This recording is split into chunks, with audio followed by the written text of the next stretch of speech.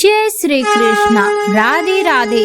प्यारे भक्तजनों, आज हम सुनेंगे देवसैनी एकादशी व्रत कथा। धर्मराज युधिष्ठिर ने कहा, हे केशव, आषाढ़ मास के शुक्ल पक्ष की एकादशी का क्या नाम है? इस व्रत के करने की विधि क्या है और किस देवता की पूजन किया जाता है? श्री कृष्ण कहने लगे कि हे युधिष्ठिर, जिस कथा को ब्रह्मा जी ने नारद जी से कही थी वही मैं तुमसे कहता हूँ। एक बार देवऋषि नारद जी ने ब्रह्मा जी से इस एकादशी के विषय में जानने की उत्सुकता प्रकट की। तब ब्रह्मा जी ने उन्हें बताया, सतयुग में मातधाता नामक के एक चक्रवर्ती सम्राट राज्य करते थे। उनके राज्य में प्रजा बहुत खुश थे, किंतु भविष्य में क्या हो जाए यह कोई नहीं जानता। अतः वे भी इस बात से अभिनीत थे कि उनके राज्य में शीघ्र ही भयंकर अकाल पड़ने वाला है। उनके राज्य में पूरे 3 वर्ष तक वर्षा न होने के कारण भयंकर अकाल पड़ गया। इस अकाल से चारों ओर त्राही त्राही मच गई।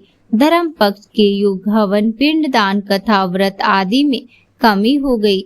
जब मुसीबत पड़ी हो तो धार्मिक कार्यों में प्राणी की रुचि कहाँ रह जाती है।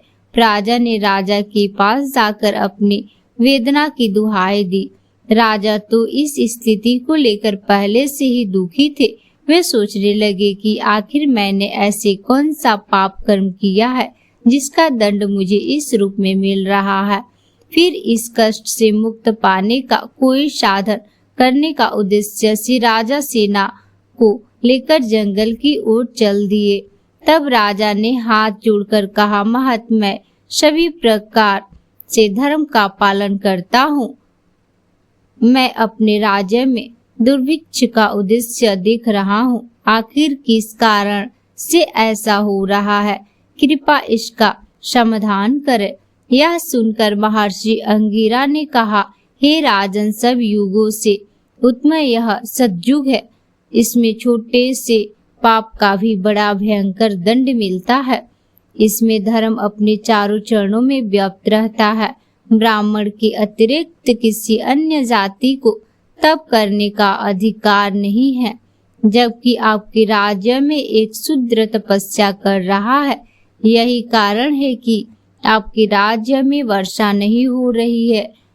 जब तक वह काल को प्राप्त नहीं होगा तब तक यह दुर्भिक्ष शांत नहीं होगा।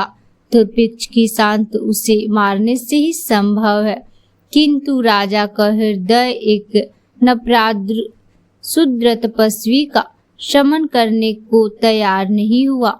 उन्होंने कहा, हे देव, मैं उस निरपराध को मार दूं, यह बात मेरा मन स्वीकार नहीं कर रहा है। कृपा करके आप कोई और उपाय बताइए। महर्षि अंगिरा ने बताया, आषाढ़ माह के शुक्ल पक्ष की एकादशी का व्रत करें। इस व्रत के प्रभाव से अवश्य ही वर्षा होगी। राजा अपने राज्य की राजधानी लौट आए और चारों वर्ष सहित एकादशी का विधि पूर्वक व्रत किए। व्रत के प्रभाव से उनके राज्य में मूसलाधार वर्षा हुई और पूरा राज्य में धन धान से परिपूर्ण हो गया।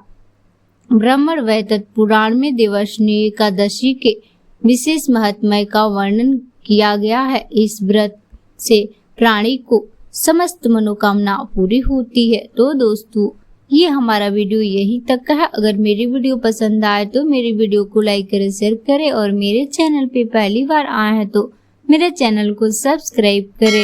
मिलता है नेक्स्ट वीडियो में, तब तक के लिए धन्यवाद।